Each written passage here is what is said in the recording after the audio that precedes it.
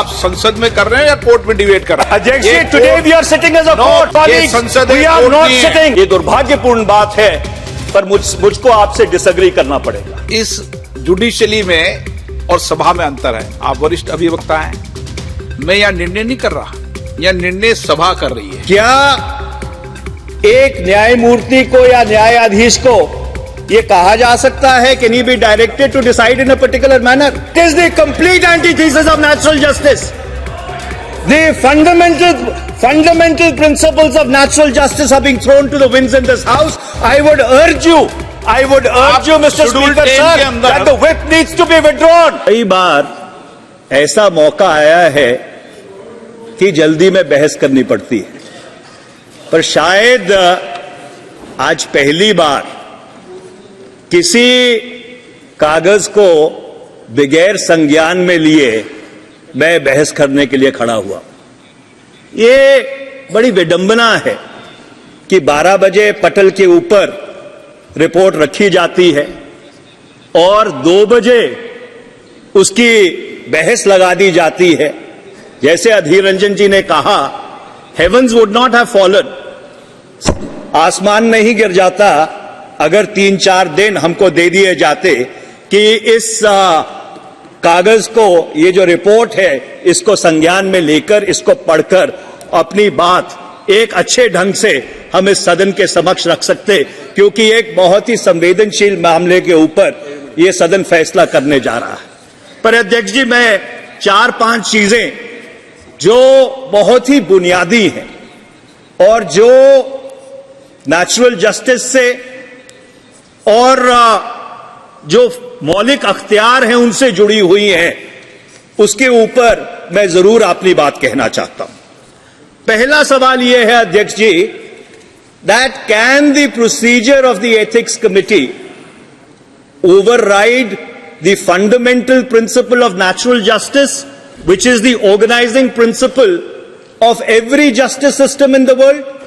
और ये बात मैं इसलिए कह रहा हूं कि हमने जो अखबारों में पढ़ा उससे बहुत साफ तौर पर यह चीज निकल के आई कि जिनको अभियुक्त बनाया गया, जिनके ऊपर लांछन लगाए गए, उनको अपनी बात पूरी तरह रखने का मौका भी नहीं दिया गया। ये किस तरह का प्रोसीजर है? ये किस तरह की न्यायिक प्रक्रिया है? और इसलिए ये जो फंडामेंटल प्रिंसिपल है नेचुरल जस्टिस का, कि जिस व्यक्ति के ऊपर आरोप लगाए जाते हैं, जिसको अभियुक्त बनाया जाता है, उसको अपनी पूरी बात कहने का मौका मिलना चाहिए, और जिस व्यक्ति ने आरोप लगाए हैं उसको क्रॉस एग्जामिन करने का मौका मिलना चाहिए। और जहां तक मेरी जानकारी है, जिन लोगों ने आरोप लगाए हैं, ना सुश्री महुआ मित्रा को और ना उनके किसी वकील को उनको क्रॉस एग्जामिन करने का मौका दिया गया। मेरा दूसरा सवाल यह है अध्यक्ष जी, मैंने रूल जो 316D है, rule 316D of the rules of procedure and conduct of business, उसको ध्यान से पढ़ा है। उसमें ये लिखा है, the recommendations of the committee shall be presented in the form of a report. अब मैं एक बुनियादी सवाल पूछना चाहता हूं कि फौजदारी के कानून में 2 चीजों में फर्क है, कन्विक्शन और सेंटेंसिंग में फर्क है। जो एथिक्स कमेटी है वो ये तो सिफारिश कर सकती है कि कोई व्यक्ति गुनाहगार है या बेगुनाह है, पर एथिक्स कमेटी यह सिफारिश नहीं कर सकती कि उसको दंड क्या दिया जाना चाहिए।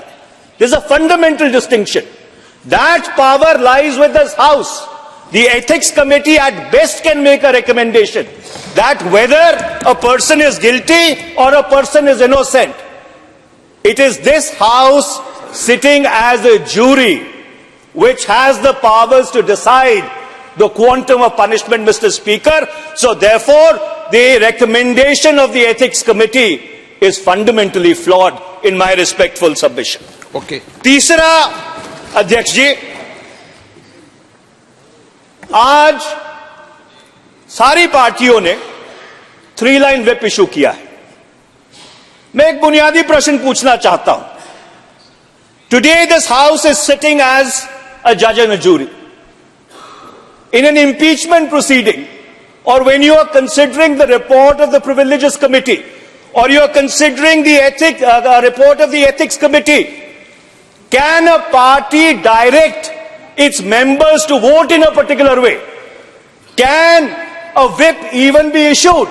Because this is like directing a judge to decide a matter in a particular manner. This is a complete diversity of justice. First of all, Mr. Speaker, sir, this House should be adjourned. All the whips should be withdrawn from all the sides, because we are not sitting as ordinary members of this House. We are sitting as judges in a jury in order to decide the fate of one of our honorable colleagues, and I am afraid that cannot be done through whip-driven tyranny. Okay. So therefore, अध्यक्ष जी, अभी मैं खत्म नहीं हुआ, अभी तो बुनियादी सवालों के ऊपर हूं, रिपोर्ट्स पे तो मैं आया भी नहीं हूं, जरा सुन लीजिए, क्योंकि ये बहुत ही बुनियादी सवाल है. मैं अगला सवाल आपसे ये पूछना चाहता हूं. आप संसद में कर रहे हैं या कोर्ट में डिबेट कर रहे हैं? बिकॉज ये कोर्ट है अध्यक्ष जी. अध्यक्ष जी, today we are sitting as a court, we are not sitting as parliament. Today we are sitting as जजेस to decide the fate of one of our colleagues. We are not sitting as parliament today. We are sitting as a judge and a jury. There is a fundamental distinction between the two. Sir, please. एक minute. माननीय सदस्यगण, ये संसद है, ये court नहीं है. ये आप सीनियर हैं, आप क्या बोल रहे हैं ये आप देखें. आपके बहुत विनम्रता के साथ 4:30. मैं न्यायाधीश नहीं हूं पार्टनर. अध्यक्ष जी, न्यायाधीश नहीं हूं. अध्यक्ष जी, सभापति हूं. अध्यक्ष जी, मैंने पिछले 4.5 पौने 5 साल में कभी आपकी बात नहीं काटी. आपकी हर रूलिंग को सर माथे पर रखा है. पर आज ये दुर्भाग्यपूर्ण बात है, पर मुझको आपसे डिसएग्री करना पड़ेगा, क्योंकि आज हम एक संसद के रूप में नहीं बैठे हैं.